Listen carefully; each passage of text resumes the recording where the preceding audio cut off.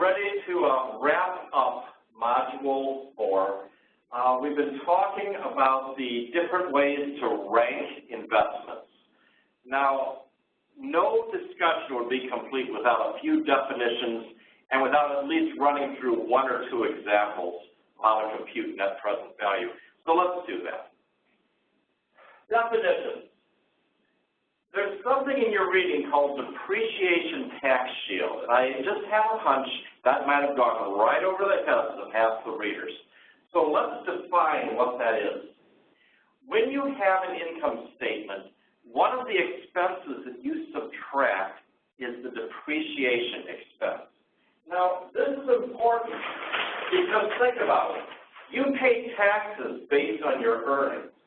So if you've got sales of $1,000 and cost of goods sold of $800, you've got $200 of gross profit.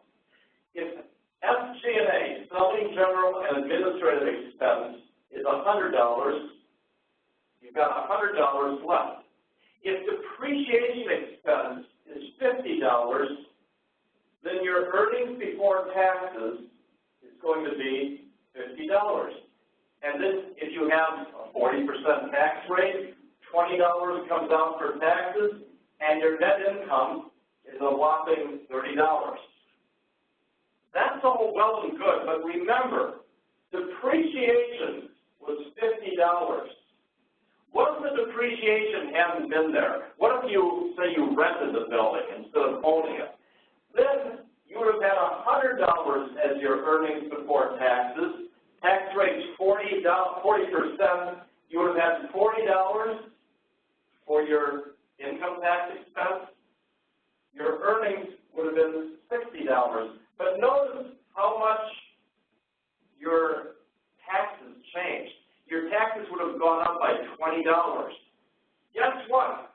40% of the depreciation expense is, you guessed it, $40 is going to be, 40% of 50 is going to be 20. So you're going to have a $20 savings because of your depreciation expense. You would have paid $20 more in taxes if depreciation hadn't been there. Which brings us to the moral of the story. If you take your depreciation expense and multiply it by your tax rate, that is your depreciation tax shield. That's how much depreciation expense, which is a non-cash expenditure, is saving you. So when you hear the expression depreciation tax shield, it's nothing more than depreciation expense times the tax rate. Point number 2, sunk costs. Every time the U.S. Defense Department argues to keep the military system in place, invariably, they say, we've already spent $3 billion on this. Let me tell you something from a finance perspective.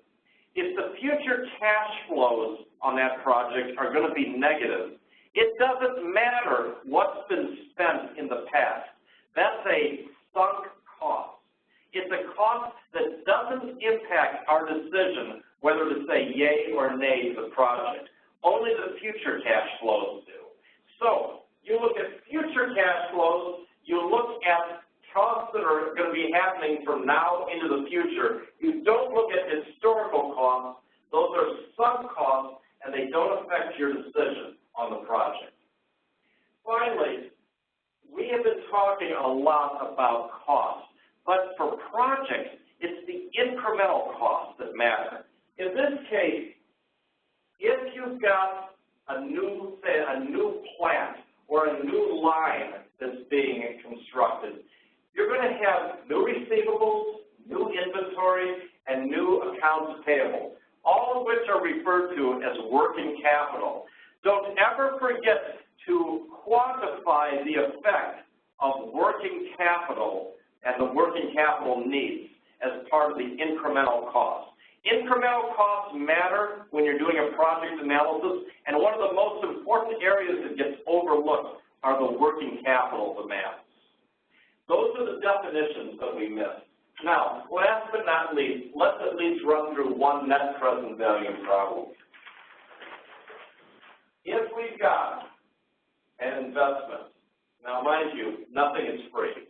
So we decide that we need to have an apartment building, and we have to spend $150,000 to buy this fixer-upper. So it's $150,000 on day one. Then in the first year, we spend another $100,000 to renovate it. So far, we're $250,000 in the hole. The next year, we make $100,000 of rents, and the following year, we make $100,000 of rents, and then the last year, we make $100,000 of rents, and we sell the building for $200,000. My cost of funds is 6%. I'm wondering what the net present value of this investment is. Well, we go to the net present value command on Excel. We put in these cash flows. The one cash flow we don't put in is the initial cost. We have to subtract that from our net present value calculation. So we're going to say 4 years of cash flows, get the net present value, and then subtract the initial investment. Let's see how this would look on Excel.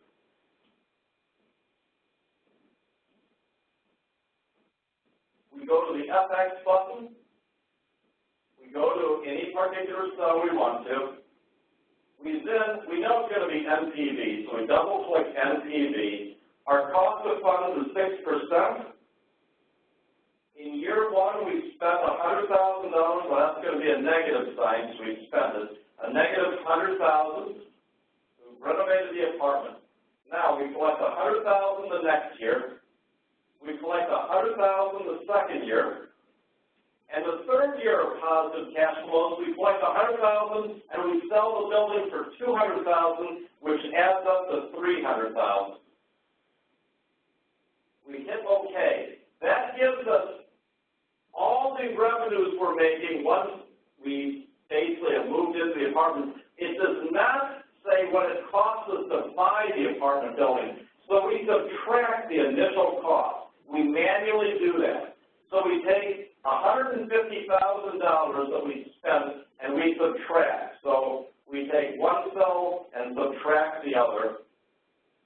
And lo and behold, it's a positive $166,000 for our 4 years worth of work. $166,000, because it's a positive number, we accept the project.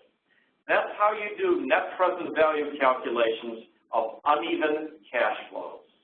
We'll give you a little refresher of that next week to just keep everyone in lockstep as to how to do net present value calculations. But for Module 4, that wraps it up for this week.